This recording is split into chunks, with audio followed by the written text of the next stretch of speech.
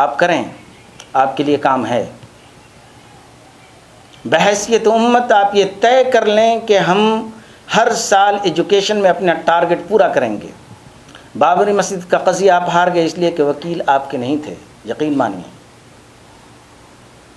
نوجوان جیلوں کے اندر بند ہیں اور ان کا کوئی پرسان حال نہیں، اور آگے یہ وقت آنے والا ہے کہ کوئی بھی ہندو آپ کا کیس نہیں لے گا، اور ایسے مشاہدات ہو چکے ہیں۔ کیوں نہیں آپ ٹارگٹ پیدا کرتے کہ ہم بحیثیت مجموعی طور پر پوری امت اسلامیہ ہندیہ مل کر 5 سے 10,000 ایڈوکیٹ ہم کورٹوں کے اندر داخل کر دیں گے۔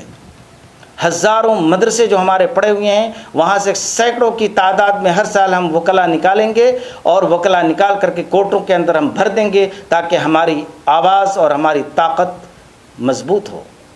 کیوں نہیں آپ یہ ٹارگٹ کرتے کہ ہر سال کم سے کم 5,000 پورے ہندوستان میں کہیں نہ کہیں پولیس کے اندر ہم اپنے نوجوانوں کو بھر دیں گے، اور اس ٹارگٹ کو ہم اچیو کریں گے؟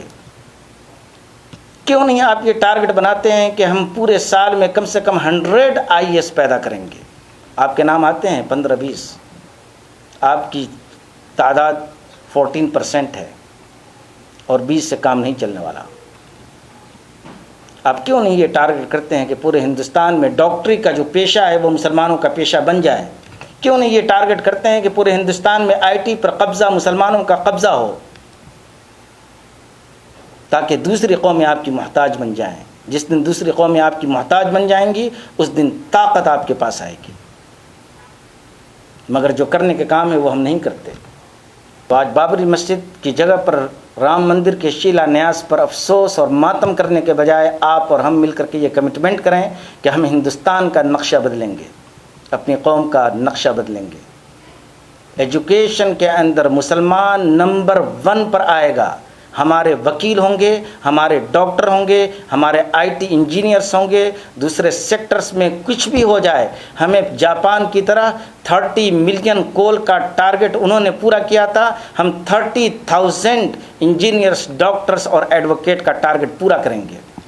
ہزاروں کی تعداد میں آپ کے مدرسے پھیلے ہوئے ہیں، کیا ہمارے پاس ان سارے مدرسوں کی ضرورت ہے؟ کیا اس بات کی ضرورت نہیں ہے کہ ان مدرسوں میں سے چند کو ہم چینج کر دیں اور چینج کر کے ہندوستان کی معیشت اور ہندوستان کی IT اور ہندوستان کی ایڈمنسٹریشن میں حصہ لیں؟ کیا زکوٰۃ کے پیسے صرف مدرسے میں پڑھنے والوں کے لیے جائز ہیں اور باقی کے لیے حرام ہیں؟ کیا ہم اتنے بڑے فنڈ کو ہم ہندوستان کی معیشت اور ہندوستان میں مسلمانوں کو طاقتور بنانے کے لیے خرچ نہیں کر سکتے؟ یقیناً کر سکتے ہیں۔ ان اللہ لا یغیر ما بقوم حتی یغیروا ما بانفسہم، جب تک اپنے آپ کو چینج نہیں کرو گے تمہاری حالت چینج ہونے والی نہیں ہے، یاد رکھو۔ اور حالت چینج کرنے کا مطلب یہ کہ اپنی اسٹریٹجی، اپنی پلاننگ، اپنی ذہنیت اور اپنا خیال اور اپنا عقیدہ یہ سب چینج کرو۔ اس لیے میں امید کرتا ہوں کہ ہمارے نوجوان بجائے اس کے کہ افسوس اور ماتم کریں گے، اپنے لیول پر کم از کم ٹارگٹ کریں گے کہ ہم ہندوستان میں تعلیم کا نقشہ مسلمانوں کے لیے تبدیل کر کے رکھ دیں گے۔ اللہ تعالی ہمیں اور آپ کو، ہم سب کو توفیق عطا فرمائے۔